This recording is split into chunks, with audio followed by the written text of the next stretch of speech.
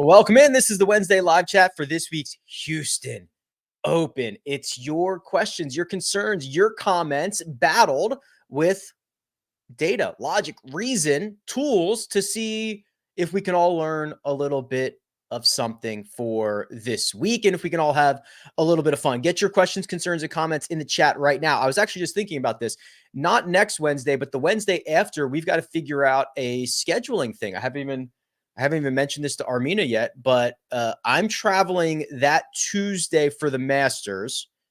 And I guess we could do the Wednesday live chat either really early on Wednesday morning or really late on Wednesday afternoon.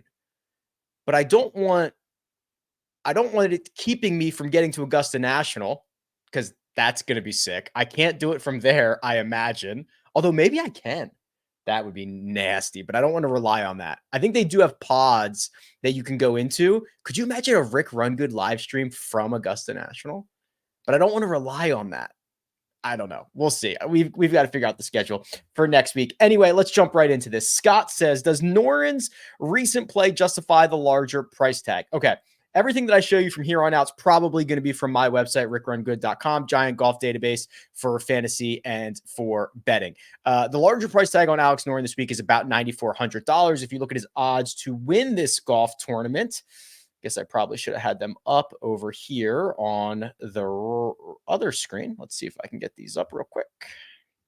He is 40-1, and let's see what he has been up to. Alex Noren. Okay. I think I like Noren this week. Anytime, although I wish this was a little bit more difficult. This does not seem like the golf course is going to play as difficult as it has in the last couple of years. More on that in just a second. Finishes T9 at the Cognizant, finishes T19 at the Players Championship. He's always pretty good in Florida, though. Let's see what his history is around this place. We are going to Houston. It is good. Finished T4 last year, missed the cut in 2020. And last year being November of 2022. They did not play this in November of 2023 because they're moving it to this event. So the last time this was played, good putting.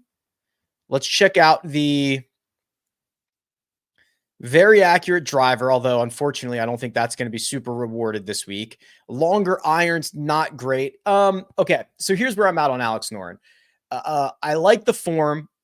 I don't think this year's version of this event is going to be a great spot for him. It would be better. So there was a really good quote that Finau had. I think it was just a little bit ago for his presser. He mentioned that there's like no rough out here. And he mentioned that that's the biggest change from the November version to this version. There's no rough. He said a lot of guys are just going to be hitting driver. There's no penalty for playing out, or there's no reward for playing out of the fairway. Those were his words. Noren gets rewarded on courses where playing out of the fairway is important. He also gets rewarded on difficult courses where keeping your ball out of penalties and in play is rewarded. Not necessarily the case here. We're hearing about softer conditions for this week, which makes me think that the winning score is going to be deeper under par. These are all things that don't go well for Alex Noren. I think he's playing well. I just don't think that he gets magnified on this golf course. So I'm probably not as excited about this week. Maybe he finishes T25 and then we get back on him later down the road. That would be the idea for me. I could be wrong. He might be playing well enough to overcome all that, but that's the way that I read the situation. RIP the Mixer says, hey, Rick, what is Sam Bennett been up to? And the answer is not much to write home about. So he had the run to start or to finish last year. Obviously, we saw him pop up at the Masters. He was like low M for a while. I don't know if did he actually win low M? That I can't remember. T16 there. And then he hasn't played particularly well after that. He had an okay finish at the Rocket Mortgage, T29. He's missed more cuts. He's playing on the Korn Ferry Tour. Started his year off with a top 10, and it's been kind of some okay stuff, nothing great. Since then, he played the Chile Classic. He finished T61. So what I like about my website, rickrungood.com, is I've got 6 tours, right? So you're getting the full picture of his PGA Tour, his Korn Ferry Tour stuff. If he was playing on the European Tour, you'd have that as well. I'm sure we'll see some guys, but just not a lot of good play is what it is. Still trying to figure out what it's like to be professional and playing in some of these events more regularly. And we haven't really seen a lot of great stuff from him as of late. Is Knapp too deep for a one and done option if all your top guys are still available? So I think there's kind of a big 4, and then you are able to use whoever you want after that. It's probably a little bit too early for me to get to this, but let's just get to it anyway. This is the tool on Pool Genius, right? So this is based on what I've already used. You go and you sign up for this, and you put in all your information. How big is your pool? Who have you already picked? All that stuff. So this is completely custom to me. You can go get this custom to you. The link is in the description. So I've already used Scotty Scheffler. I've already used Tony Finau. They're 2 of the big, they're actually not 2 of the big 4. Scotty is. Then I think it's Sahith, Wyndham Clark, Will Zalatoris. Those are the big 4. After those 4, I think you can pick anybody that you want if you're not going to play one of those guys. And you probably shouldn't play Scotty here. You probably shouldn't play Wyndham here, not only because of the back stuff that we heard from him this morning. If you haven't heard yet, Wyndham Clark says he tweaked his back. We'll get to that in a little bit. And then, so you're not going to use Scotty. You're not going to use Wyndham because this purse is too small for them. So are you going to use Will Zalatoris or are you going to use Sahith? Probably not on Will, because I think you could use him at a lot of other events down the road where the difficulty is going to be harder, and then also where the purses are going to be bigger. So it's really, are you going to use Sahith? If you've already used Sahith, anybody else is available to you. I would have no problem if you wanted to use Jake Knapp. I think this is a pretty good spot for him.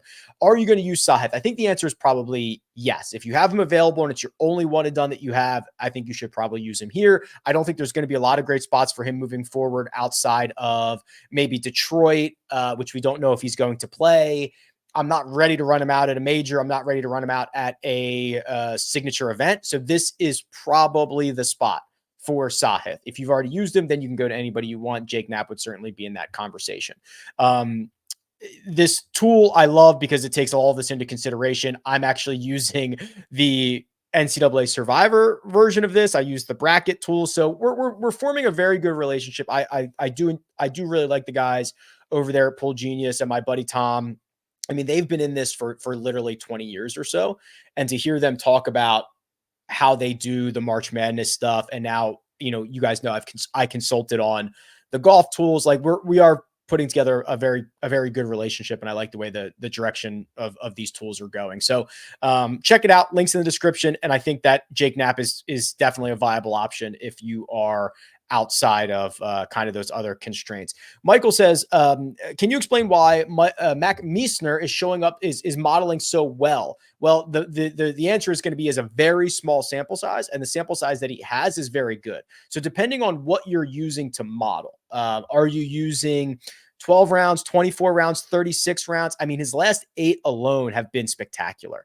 He was 800 to 1 at the Valspar, gained 4.5 strokes to the field, and he gained throughout the bag. Puerto Rico, we don't get the strokes gained breakdown, but he had another top 25 there and gained 4 more strokes to the field. Even if you go back 12 rounds, you get into another positive tournament from the Cognizant. So right there, the last 12 rounds have been great and way better than his salary and stuff would indicate. Even if you go back longer than that, but you are a little bit more on ball striking, even if you're a little bit more on putting, the only place he's really struggled is off the tee. So that is why he's modeling so well. And he is decent in club head speed. He's decent on some of the longer trajectory, longer proximities. He is a decent enough like 3-putt avoidance guy. So like if you're modeling those things with that small sample, or if you go back just weight his strokes gained total, he gets a big run from the Corn Ferry. So I mean, it's just a combination of small sample size and when he's played really well, that he's popping up. Keep that in mind. Good afternoon, Rick. Hope all is well. Please tap the thumbs up, everyone. Yeah, Greg also gave me a very good recommendation. I've been getting a lot more into tennis, and Greg gave me a really good recommendation on a tennis YouTube stream where this guy is literally live during like every single tennis match, just live commentating them. It's insane. I mean, he's doing he must be doing like 12 hours a day. The dedication that takes is nuts. What's another producer's play of the week? Armina, that's you. She's in the room right now. I'm gonna go with Alex Smalley. She has opted for Alex Smalley. That is not a name recent form, She says, bad recent form, but good course history. She's not kidding. He has missed 5 straight cuts. He finished 75th at a signature event at Pebble Beach over 3 rounds where there was no, I guess there was did they do a 2-round cut this year? Yeah, they did because it was a signature event. Missed the cut the Farmers. Yeah, she is absolutely. No, that's okay. You don't, she said, or Sam Ryder. No, you do not get the opportunity to change your pick. And also you have beef with Sam Ryder. So you're not allowed to, unless you're going to bury the hatchet with Sam. But you would have to apologize to him in person, and then you can start picking him. I refuse. Yeah, she refuses. So she's going to go with Alex Smalley on this one. I keep looking at outright bets for the Masters, says Chris, non-Scheffler, sure, and keep coming back to Theegala at 60-1. Do you think he's ready for to seriously challenge a win of that magnitude? With all due respect, no. Does Augusta National fit him better than a lot of places? Yes.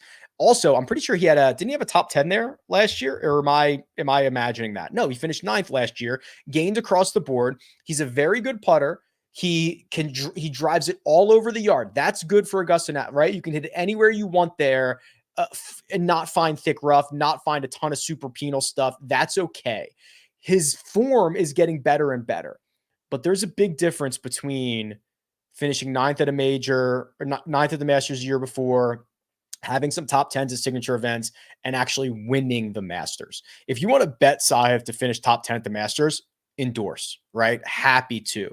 Look at all the guys that still haven't been able to close out the Masters, and only one guy gets the green jacket every single year. And he's going to have to run into buzzsaws of John Rahm and Brooks Koepka and Rory and Scotty, and a lot of those guys, the live ones particularly, were not in the fields of these signature events in which he also had top 10. So you add a couple more alphas into those, you start to get a little bit more concerned. So I'm very high on Sahith. I'm excited about his future, especially at the Masters. To say this year he's ready to break through, I think is a leap we'd be taking, but I hope it happens. It'd be really cool, but I don't think that's something I'll be rolling with. With a high percentage of approach shots coming from outside of 200 yards and the mindset being to weigh this more heavily, should that not make the case? Should that not be the case as 32-foot make percentage versus 40 feet make percentage is only 1 to 2 percentage difference? Okay, so what Jeffrey is referring to is a combination of this on the key stats page, where the approaches come from, and a combination of this, which is where the birdie opportunities come from. This is a very cool little putting metric that essentially, or it's actually kind of an approach metric as well, where it says, actually it's more of an approach metric than it is a putting metric. Where do the birdie opportunities come from? Are pins accessible or are they not accessible? And compare that to tour average. So the way that this reads is there are a lot fewer birdie opportunities coming from a lot fewer from 4 to 8 feet than tour average, a lot fewer from 4 to 8 feet than, or from 9 to 15 feet than tour average. Then when you start to get out here, 16 to 26 feet and 27 to 36 feet, those are where more of the approaches come from, because where the more of the birdie opportunities come from, because approaches are coming from farther distances. So guys are not hitting it as close. I'm not sure if I understand Jeffrey's question here. So he's saying, should we not weigh approaches coming from 200 because the make differences are only 1 to 2%. I think what the issue is here, Jeffers, I think you're confusing. Oh, maybe not. So you're saying because the make percentages of golfers are so low from these ranges, should we care? If I understand that correctly, that's up for you to decide. I kind of solve that for you by taking all these golfers' make percentages, how often we expect them to hit it in those spots, this golf course, and give these guys a putting boost. So you'll see that's why Taylor Montgomery, who makes more of those putts, is probably showing up here in the putting boost category. So I think I understand what your question is. And my answer would be, that's up to you to decide. Do you prefer bogey avoidance or 3-putt avoidance? Probably 3-putt avoidance. I don't think, after hearing the nature of this event, a little bit softer, a little more driver heavy in March as compared to October and November. I still think that when you've got soft greens and 7,000 square feet on average, you're going to get some 40, 50, 60 footers where the three putt percentage starts to climb on the PGA Tour, that three putt avoidance is probably going to be more important, or at least a way to separate yourself. One and done. I'm in the top 5% of my league. Finau, Day, Siwoo, Mitchell. If you're in the top 5%, you should probably just be rolling out Finau. Can we do a model okay, so Philip is asking for a custom model. All right, let's do this then, Philip. Let me see if I can knock this out real quick. Three putt avoidance for 15. So we'll go to putting. Do we have three putt avoidance, or is that under scoring? I'm not sure I have three putt avoidance. Do we? We've got bogey avoidance. I could put three putt avoidance in, but it's not native to the. Oh, we could do, okay. Approach putt is kind of similar, right? Because that says how close are you hitting it on your lag. So we'll do that. Then we'll do strokes gained. So we'll do the proximity buckets for you. So we'll do 10 on 125 to 150. We'll do 10 on 100 to 125. We'll do average distance putt. See, now you're confusing me. I'll just separate these a little bit. Putting from 25 plus for 12, 10 to 15, 12. I'm trying not to miss any of these. Scrambling 20 and green and regulation 10.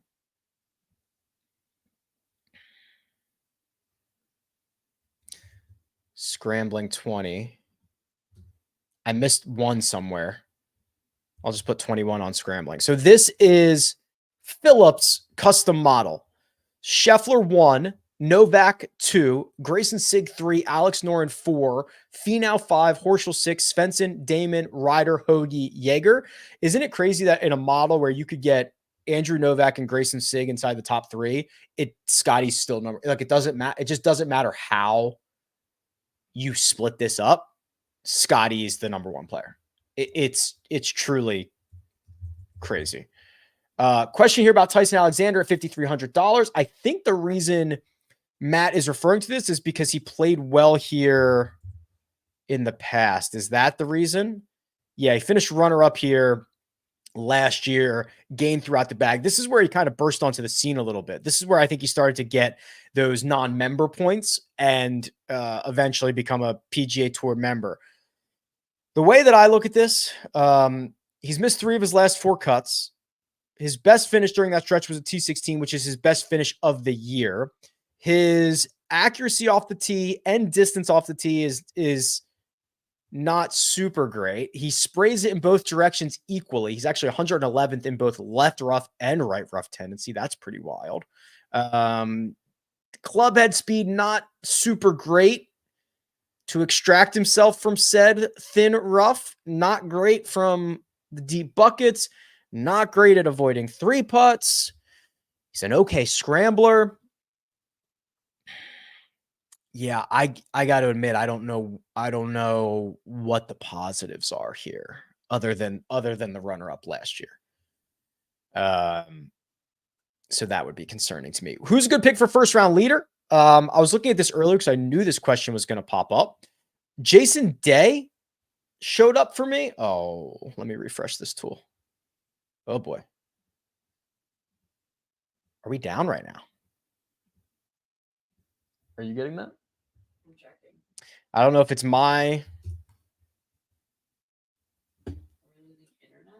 internet or not. Yeah, I don't know. The internet's pretty slow right now. We might be losing internet. If you're still here, hello. We're losing internet. Okay. So we might be losing. We're going to keep going as long as we can here. Even Twitter's not working. Really? We might be down. I don't assume. I'm just going to assume we're still live here. Well, I'm gonna check. And we'll continue to go. You can pull it up here on your phone with 5G or whatever. All right. I'm going to roll on like we are. I'm not sure if we are or not. If not, we'll come back to 10:26 on the questions. I'll write that down. All right. Sorry, guys. I'm assuming My StreamYard went out. I'm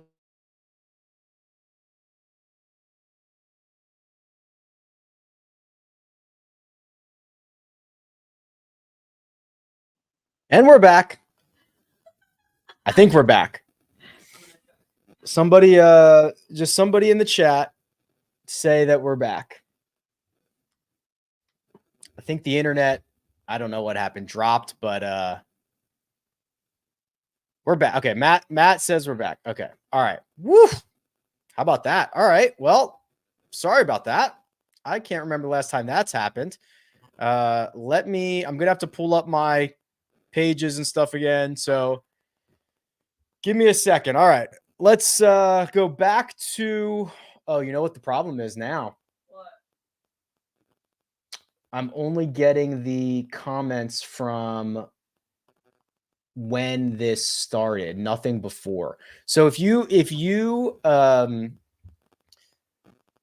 a comment that you put in before the chat started and I didn't get to it, then re-put it in. But if otherwise, I still have it. Don't worry about it. All right, let me just check to make sure we are. Yeah. Okay. All right. Is that the background we usually use? I'm not worried about that at the moment. I'm worried about just making sure we're up and running here.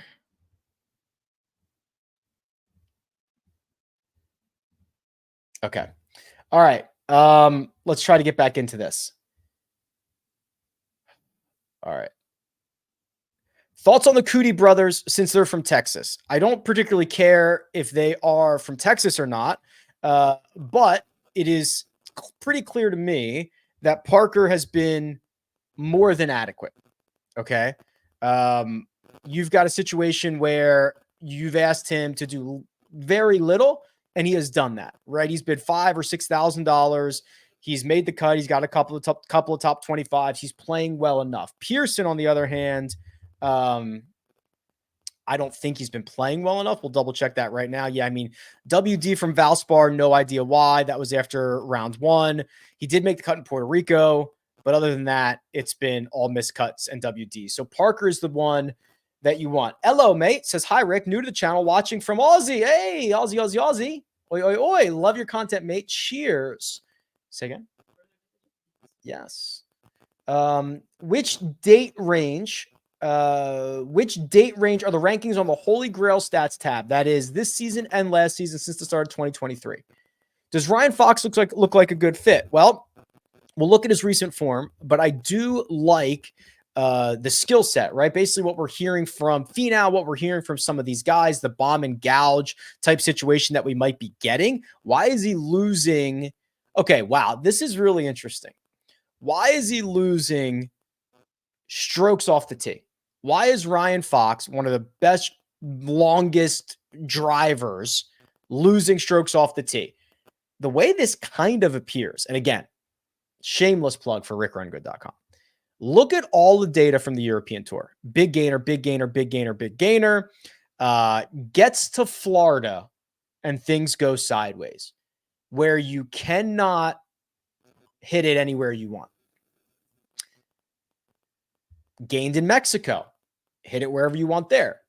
This week, hit it wherever you want.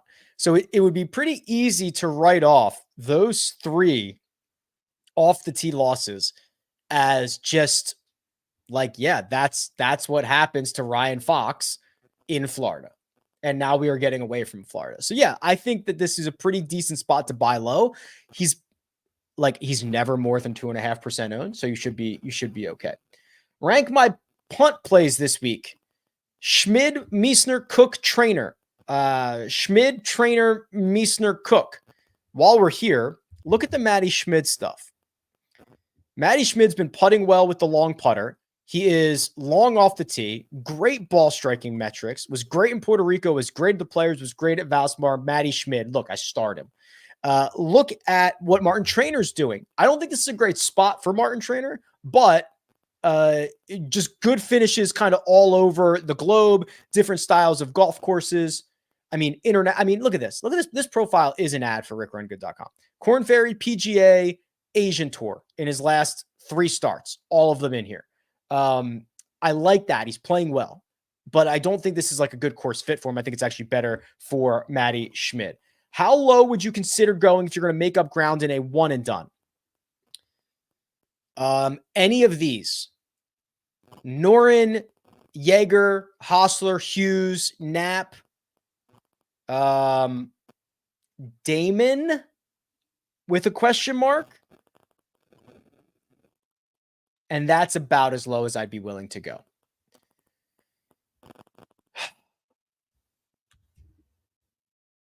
It is sick that I get to go to the Masters. Only need one.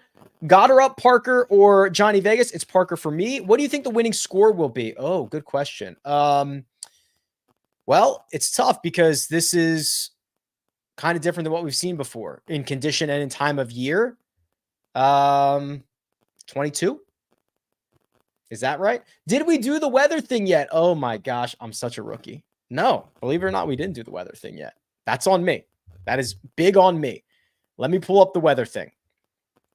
I wanted to see what Friday looked like because that was where the wind was going to be coming into play. So it still looks to be the case. Is it still Friday afternoon? It is still Friday afternoon. All right. So if you're just listening, here's what we've got. Thursday looks clean. Friday morning looks clean until about 11 a.m. Then you're going to start to see winds kick up from 7 miles an hour to about, upwards of 20 miles an hour. If this holds, that would be pretty actionable, right? Because there's no rain in the forecast, which could flip the waves. So if this holds, what you probably want to consider is a Thursday afternoon, Friday morning lean stack. That part's up to you. So that would be Thursday PM, Friday morning. What you could conceivably do. So we're still going to use that model that we ran for Billy Bob. Sorry, I don't remember his name. What you could do is you could go on the custom model and say, give me at least 5 guys from the afternoon wave, afternoon wave being PM, AM. And then you could run lineups like that, right? Give me at least 5 guys from PM, AM. And it would start to pump you out lineups in that way. So Scotty is an AM, PM guy. So of course he's the 1 out of 5 that's not. But you can sort this by salary. PM, AM guys at the top of the board. Basically everybody but Scotty. Wyndham Clark is a PM. Sahith, Will Zalatoris, Finau, Jason Day, Jagger, Hostler, Rogers.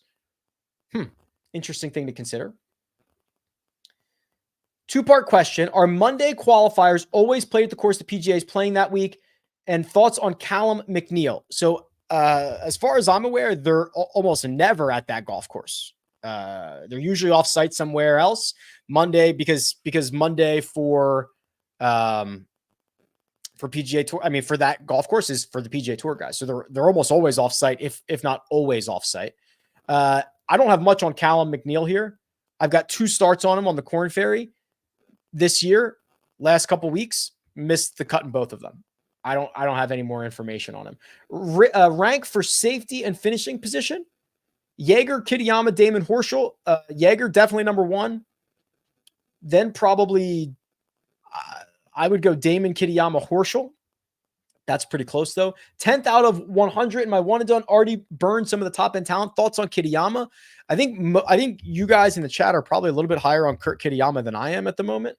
Let's pull up his stuff here. I know he's been playing better, but the downtick was really, really bad. T19, the players, he missed the cut at Bay Hill. He was on a pretty good stretch before that of just making cuts, right? He had that high end finish in Phoenix, which was a T8. Still very, very much struggling around the greens. I want to look at his stats for the season. He's very long, sneaky long off the tee. It's not a very good putter. This is, I'm lukewarm at best. I think some people are hot on Kurt. I'm lukewarm at best. Okay, so I don't know if we covered this because I kind of got jolted by the internet going out. But the news on Wyndham Clark is that he said he tweaked his back yesterday. So this was from today's presser. He said he tweaked his back yesterday. He said he was, quote, in pretty bad shape yesterday, but he expects to be good to go. He said he has a Great team here. This is where Patrick McDonald, I'm not going to play the audio, but you're watching it here. So he said, I think he said he threw out his back. I don't know. I think that these guys are usually pretty bad narrators and pretty unreliable, but it seems to be okay. I'm treading a little bit cautiously, but it does seem to be okay.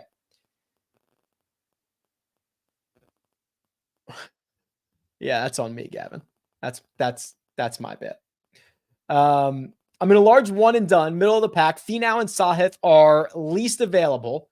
I'm thinking about using one of them. Okay. I am very much out of whack here. Let's pull up the one and done projected ownership and also throw this into the conversation as well.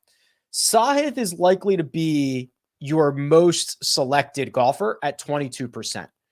Zalatoris, 12%. Wyndham Clark at 10%. Those are the only three over 10%. This is jarring to me.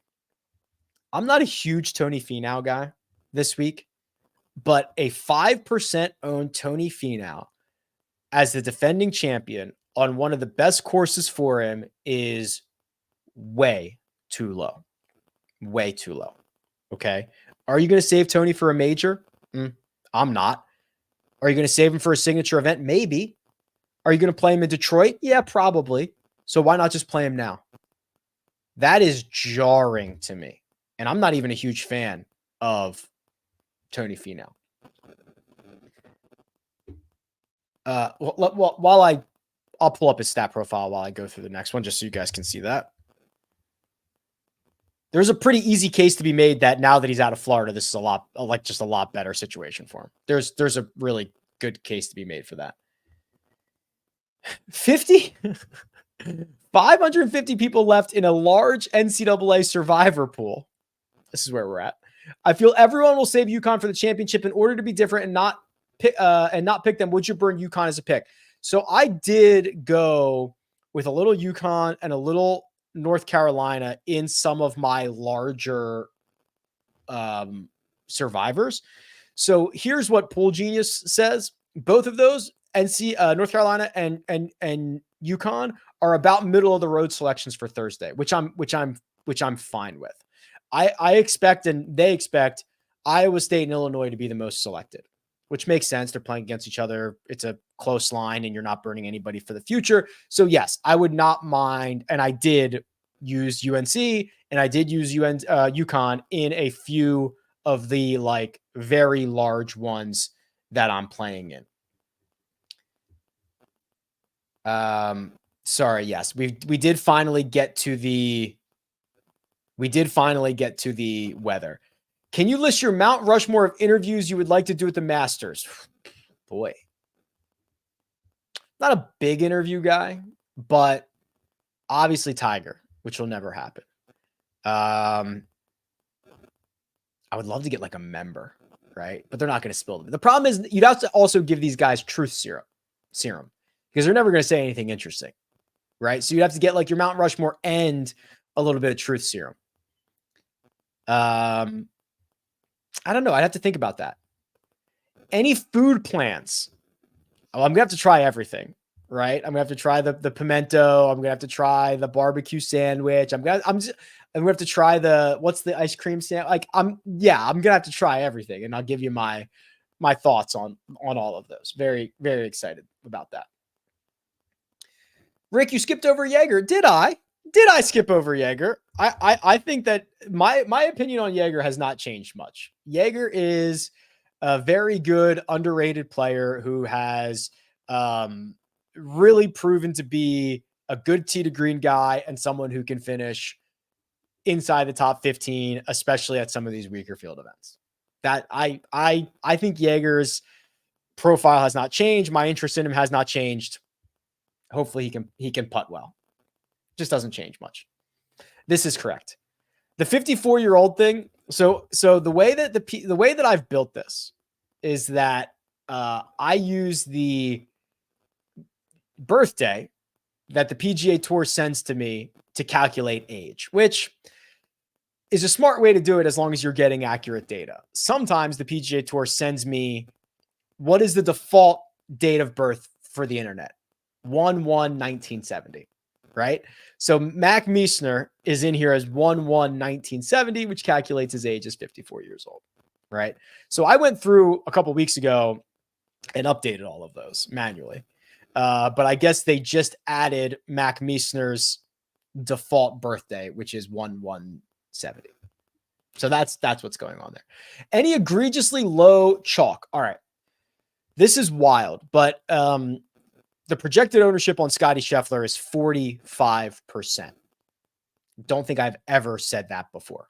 Zalatoris coming in at about 19% would be the pivot in the upper range, although Sahith is at 21%. I do wonder how this will change. We have Wyndham at 30% right now. I think that's going to come down based on the back injury. And that will then be spread out to Sahith and Will Zalatoris in all likelihood. The 9K range is almost completely even. The 8K range gets a pivot on, like, if you like Patrick Rogers or Bo Hosser. I actually think this is a pretty good spot for Bo.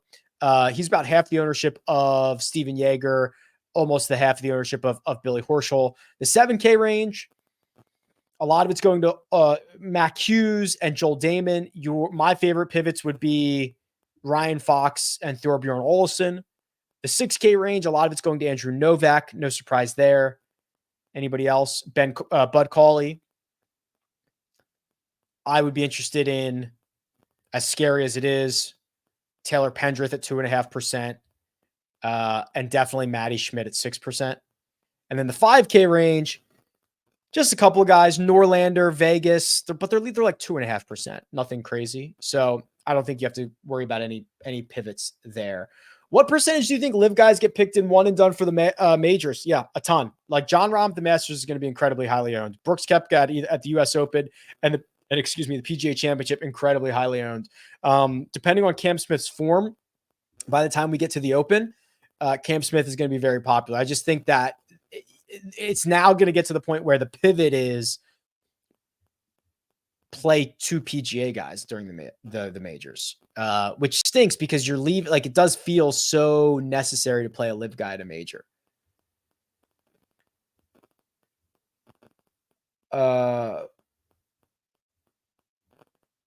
DraftKings has started a birdie or better winner take all on Rainmakers.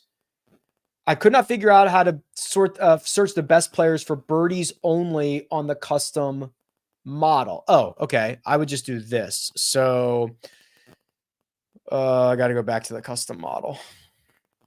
So go to the custom model and make sure, let me clear my weights here, and just put 100% of your weights under scoring for birdie or better percent. Or if you want to see birdie or better gained, you could do that. Put 100% of your weights there, sort by value. Those are your best players, right? So you can do that for any stat. My favorite head-to-head matchup is I bet Jake Knapp over Aaron Rai. That's my favorite. This is not good. We have Yannick Sinner at -5, and he's losing right now. That's a tennis bet. Oh, things are getting freaky in tennis. Okay. Oh, now I'm at the part where everything is frozen, and now I'm back. Let me continue to scroll. Asking about Tyson Alexander. Broke the Wi-Fi. That's right. From the eye test, it seems like people who play with Scotty tend to play terrible every week. Interesting. I would have to look into the data. I don't know if that's true or not. Can we do a deep dive on why you don't listen to music? Yeah, this is the short thing. I don't know. It just doesn't do it for me. Okay. So I've never been externally affected by music. Armina, on the other hand, very externally affected. It can change your mood one way or another. I do not feel that. And then maybe because I do not feel that, I've never been all that interested in it. So now I don't really listen to it. And I usually will either listen to podcasts or nothing in the car. I spend a lot of time listening to nothing. I like the silence. Armina hates silence. She talks all the time. I like to listen to nothing and just be with my thoughts. So yeah, I don't know. I mean, it's pretty straight. It's very, very simple to me and makes sense. But when people hear that, they're like, wow, you're probably going to murder somebody.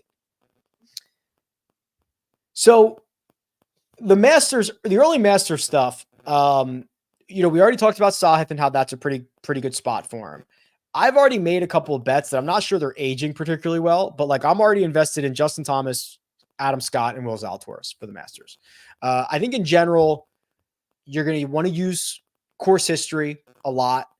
The guys whose only flaw is that they hit it wild off the tee, great. Long iron play. Yeah, I mean, that's kind of what we're going to end up going with, but we've named a couple. Some of these questions are definitely duplicates. On good authority, Novak's regular caddy is not here due to a birth of a child. Does that affect your opinion on me? No. And if it would be a positive. Maybe he gets a transitive property baby swag, right? No, I mean, listen, seriously, Novak's been awesome. We gave Novak another shot at the Valspar, and he rewarded us with that. He's got 4 top 17s in his last 5 starts. 3 of those were top 10s. Great bounce back after a bad play at a bad event at the Players. He's playing beautiful golf. And this is what you want to see. You want to see a guy show up after a miscut at the Players and shove it, and he did. I love that. Let's do. There was like 4 questions about Sam Ryder that I skipped over because I feel like we talk about Sam Ryder a lot. I'm not sure we have anything much more to say, but we'll pull him up here. Had one of the best putting performances of his career at the Valspar and still finished T33. You can, the Florida results are always so interesting to me. You have guys that play well there, don't play well, fit their skill set, don't fit their skill set. I'm not super impressed. Sorry, Sam, when a Florida guy plays well in Florida. You should have. That's my opinion. What I do like about Sam, and you can see it here, I'll zoom in so you can see it. This chart is just like, you could show me this chart of his skill set, and I would have told you this is Sam Ryder, right? Just extremes on great approach, great putting, and losing in the others. And because of this profile, we talk about this all the time. This is a high-end, high upside, high risk, high reward profile. And that's what you see in his results. 2 missed cuts, then 3 really good finishes. Is he going to gain 10 strokes putting every week? No, he's not. But the weeks that he does, he's going to make a little bit of noise. So I think just the nature of him makes him really hard to predict. So my opinion on Sam rarely changes. Wow. My one and done allows you to reuse winners. Holy crap. I've hit back-to-back with Scotty and I'm in sec. So you've earned like $8.5 million with Scotty Scheffler. That's unbelievable. Not a one and done. It's not a one and done. It's a one and done with a star. You should not run Scotty back out here, in my opinion.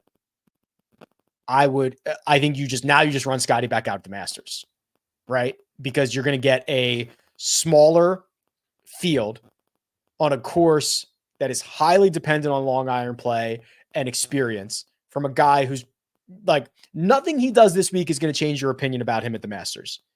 And you don't push your luck, Josh. Run him out at the Masters. Thoughts on Bobby Mack? He's been playing better. Okay. Should I take your word for it, Tyler, or should we look it up? Let's look it up.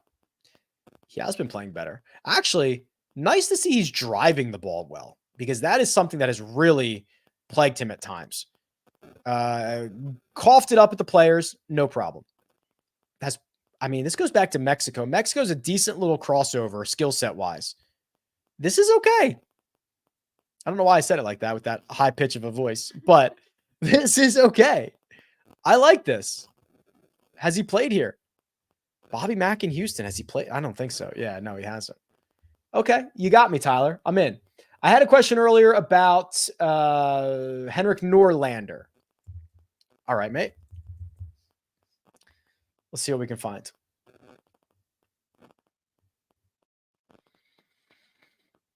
T15 in wow, okay. So T15 in Puerto Rico, T13 in Mexico, Played a Corn Ferry event before that. Doesn't have enough rounds to qualify for stats on this year. Boy, that's kind of a tough sell, isn't it? Has he played in Houston before? I don't know how excited I could get about this. I like the Mexico stuff.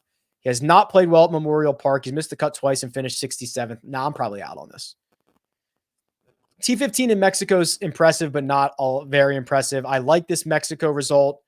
I do not like his history here, and I do not like anything prior to that, and just the lack of professional competitive golf. So I'm going to be like a 3.5 out of 10 on him.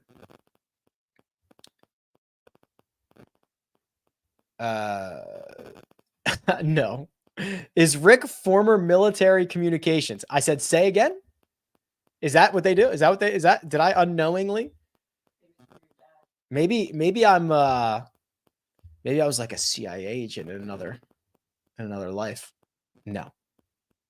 Oh, here's a super chat just because. Thanks, Rogaru. I appreciate you. I think I won't dox him, but he emails me, so I know his real name, but I'm not going to say it. Questions about Wyndham Clark's back. We've already talked about that. I am getting some repeats now, which is to be expected considering the fact that the internet went out. Here's my pre-chat question.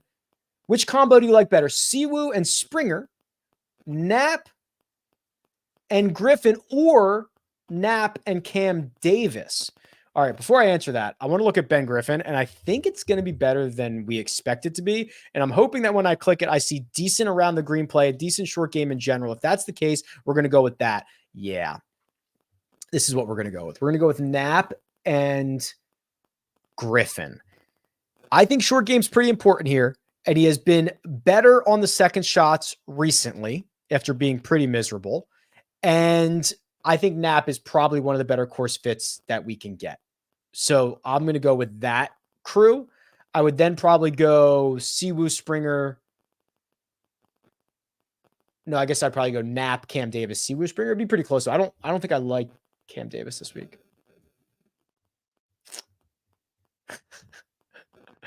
Jeffrey said it. I'm not going to say it. He says, stop asking Rick to run models and purchase a Rick Run Good membership. It's worth it. Far and away the best in the biz. I appreciate that. Listen, I get it. But, I'm happy to show off the tools. I like the tools. I like to show them off. Maybe they'll buy. I don't care. Middle of the pack in my one and done. I don't know if I answered this one already. Sahith, Hughes, or Day? Well, if you're in the middle of the pack, you probably can't go with Sahith because he's going to be over 20% owned here. I would probably go on Day. Last year, listen to Steve Elkington podcast, who was from Houston, and they said Thagala moved to the area and welcomed him as a new member to Memorial Park. Yeah. Yeah, that's right. He lives in Houston. Is Clark going to WD? I don't know. He says he's ready to go. We did that, which is good. We talked about we did the one and done ownership. Yeah, we talked about the Hayden Springer bomb last week, right? Hayden Springer is a high upside, can gain you 5 strokes to the field in a single round type of golfer. Did it in, played well in Puerto Rico. Had a couple of really good rounds there. Has been playing great golf since Farmers.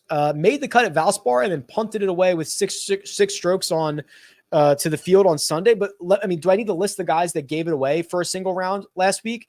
Keith Mitchell, Seamus Power, Justin Thomas, Brian Harmon, Tony Finau. Right? You gave it away for one round at the Valspar. Everybody did.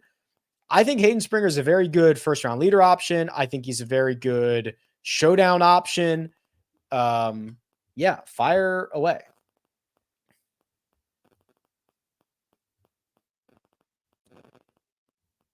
Jason Day, I think, is a little more viable in some places. So let's do this. I wonder if I can do this. So let's do everybody in this, or actually, no, we're going to do it this way. We're going to do Jason Day and all of his good golf courses, right? So let's look for ones that are still on the schedule for this year. Pebble Beach is not. Quail is, right? 20 rounds at Quail, 1.81. Are you going to use them at a signature event? Probably not. Torrey Pines, we're through that. Sawgrass, we're through that. TPC Louisiana, Augusta, good one. TPC River Highlands, Harbor Town. He's gained a stroke or more over all those. I haven't even gotten to where's Muirfield Village? Right here, 50 rounds, 3/4 of a stroke per round. So I think there's a lot of good spots for Jason Day. I don't care if you want to use him here. I think he's pretty good here as well. But if you don't, there are a lot of good spots left for Jason Day. I don't know if there's a lot of good spots left for Tony Finau. Maybe there are. The ones that popped in my head are, Twin Cities, right? We talked about that. We don't know if he's going to play that.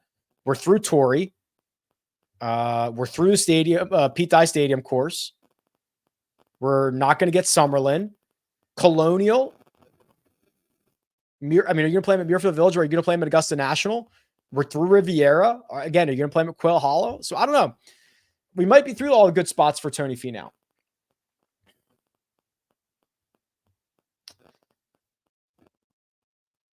I don't even know what, I just would love to know what this means. It just says cookie is low key fire. What is that? What does that even mean? I think I would love to know what cookie is low key fire.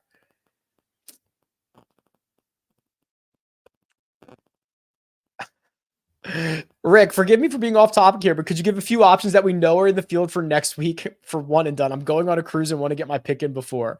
Well, we don't know the official field until Friday at 5. So, I mean, if you assume that a lot of this field is going to be in the field for next week, which I don't know how much of an assumption, a good assumption that is. We'll do TPC San Antonio for everybody in this field. I would consider, oh boy, Siwoo. If we get Siwoo, you'll know Friday at 5. Siwoo would be a pretty good one. Billy Horschel might be interesting. Finau, if he's in the field, although playing this many weeks in a row before the Masters might not happen for him. Bo Hostler would probably be a pretty good one. Again, it's tough to say without knowing definitively who's in the field, but, oh, sorry, I meant to be sharing my screen there. I was just scrolling through the course horses. Is it possible to make a custom model that is A, somewhat relevant, and B, Scotty's not in first? No.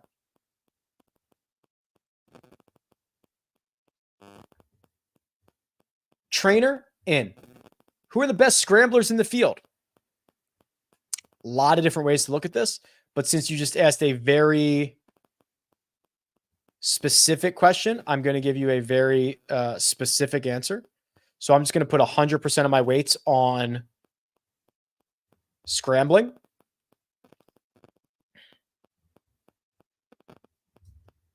And I'm going to tell you it's Trace Crow, Thorbjorn Olsen, Aaron Baddeley, Martin Trainer, Taylor Montgomery, Ben Griffin.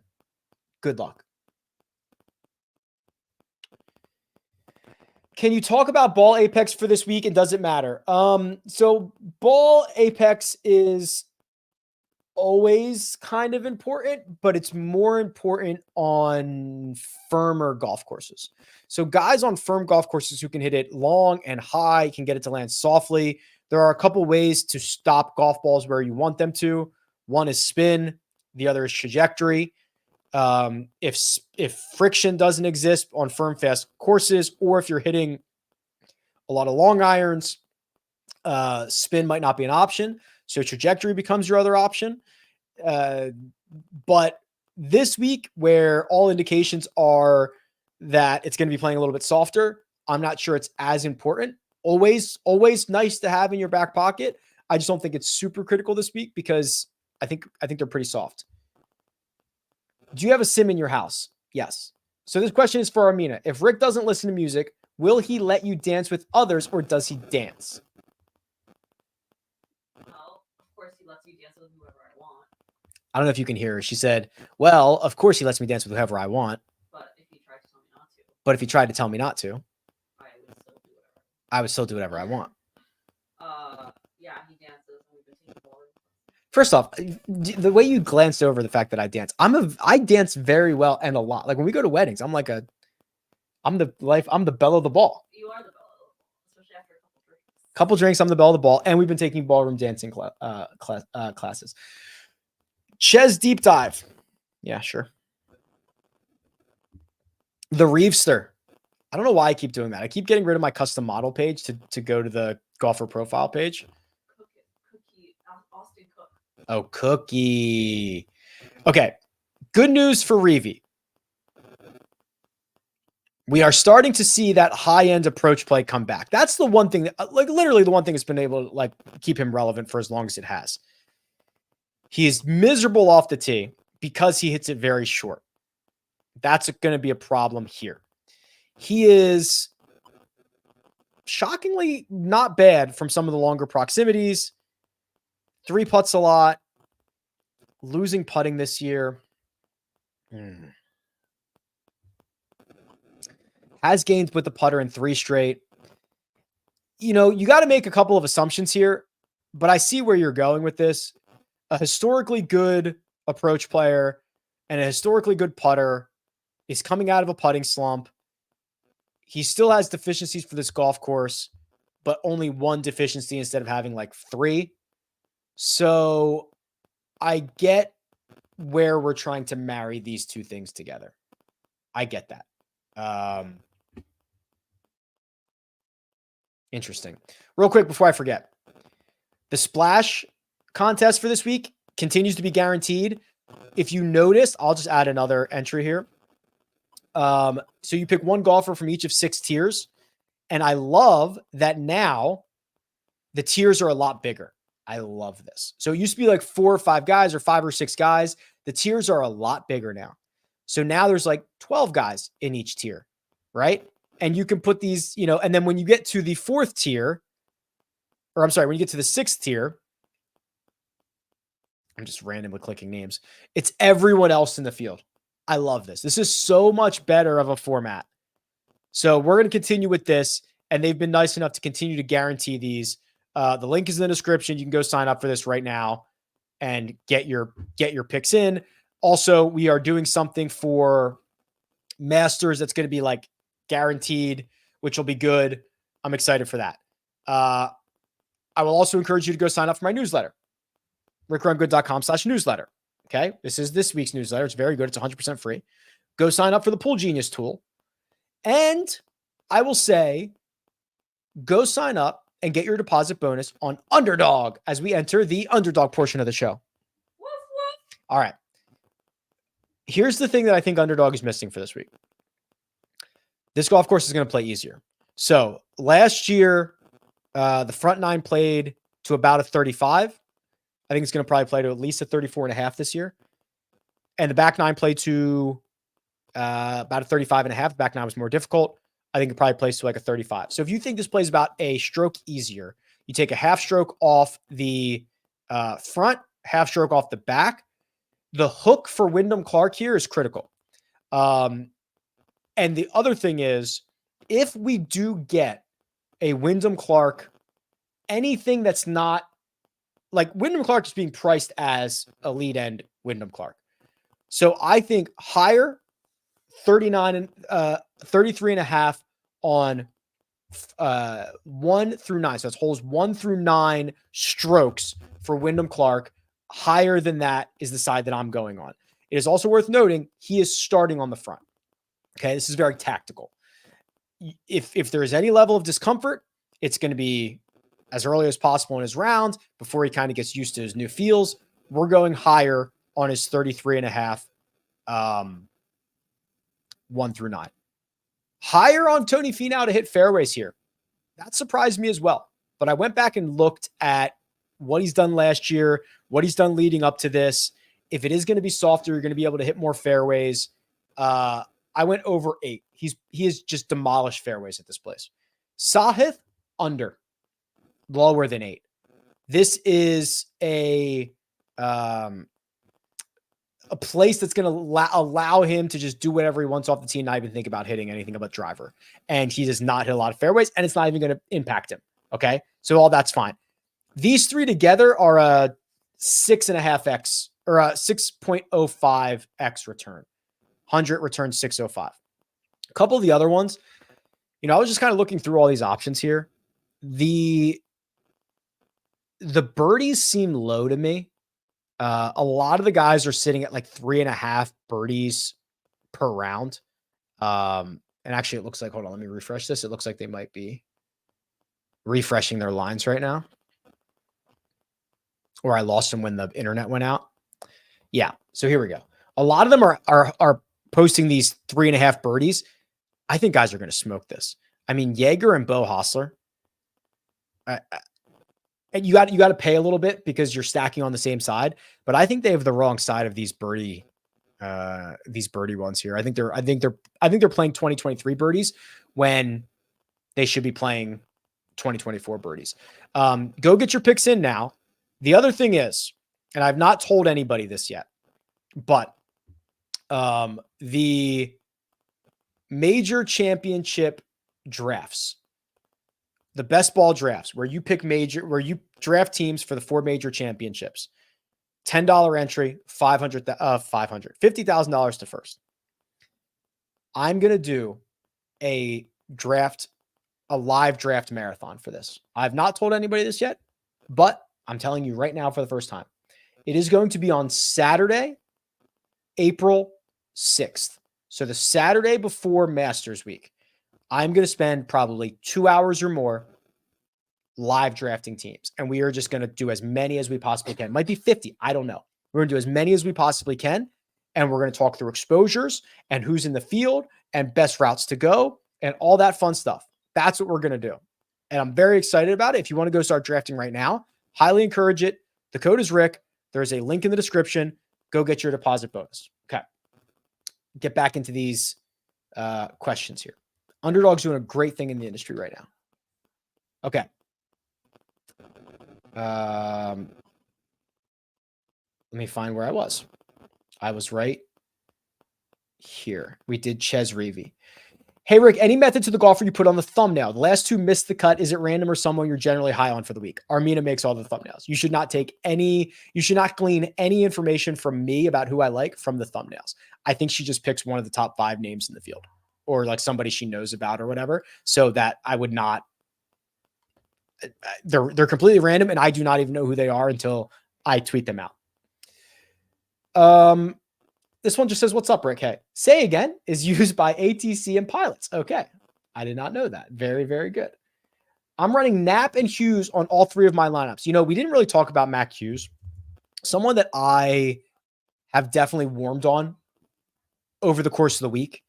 And over the course of the last couple of weeks, honestly, his stat profile is not one that I would typically fall in love with because he's a little bit reliant on the short game. He does hit it well at times. It's kind of all over the place. It's hard to understand what version of Mac Hughes you're going to get, but the fact is he's just piled up top 30s this year. And this is going to be one of the weaker fields that he plays in. Yeah, like I'm here for Mac Hughes this week. How confusing will it be if both Coodys are in the same group? I don't know. Not confusing at all for me.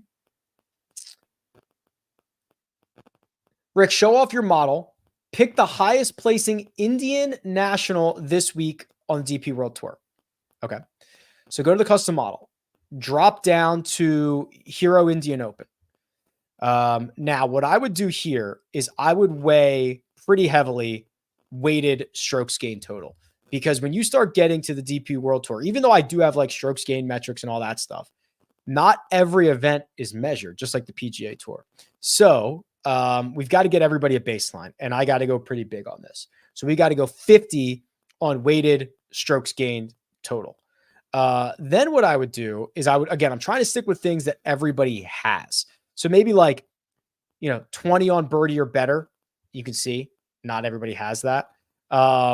I would then go fantasy points gained for 20. And then we put our last 10 on strokes gained distribution 4 or more. And we would find that our number 1 golfer is Yannick Paul. So congratulations to Yannick Paul, who will win this event. Jordan L. Smith, Ewan Ferguson, Grant Forrest, Nicholas Norgard Moeller, Marcus Heil Kildy, Sebastian Soderberg, Juice Luton, Callum Hill, Aaron Cockerell are your top 10. I'm going to lose this sinner bet. Unless I'm guessing now I want this to go 3 sets. If he wins this one 6-4, which he just did, Oh, I guess not. I need a beat down in the second set.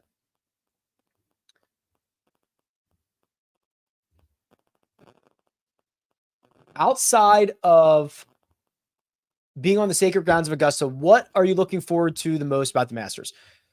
Seeing everybody, seeing Rahm and Koepka and Rory and Scotty all in the same spot is very, very exciting. Yeah, I mean, I want to see the merch. I want to see the food. I want to see the clubhouse. I want to see the media center. I want to walk the golf course in order as soon as I get there. I want to walk it backwards right after I'm done with that. I want to go look where famous shots have happened. Side of 16 for Tiger. And like, I just want to go see that stuff. I don't know what else. I mean, it's going to be sick. I'm obviously stoked about it. What is the record for consecutive wins on tour? Didn't Sam Snead win like, maybe it wasn't Sam Snead, maybe it was Ben Hogan, like 11. It's something outrageous. It's 11 or something like that. I love the Rick Run Good site. I love the YouTube videos. I don't think it gets better than this. I hope we all win lots of money and thank you so much. Yeah, could not have said it any better myself, Robbie. So that's probably a good place to put a pin in it. Go check out rickrungood.com. Go check out everything you guys need is in the description. We will rock and roll for this week. We'll rock and roll for next week. The Masters is going to be here. Chef's kiss time of year. Best of luck. I'll talk to you guys soon.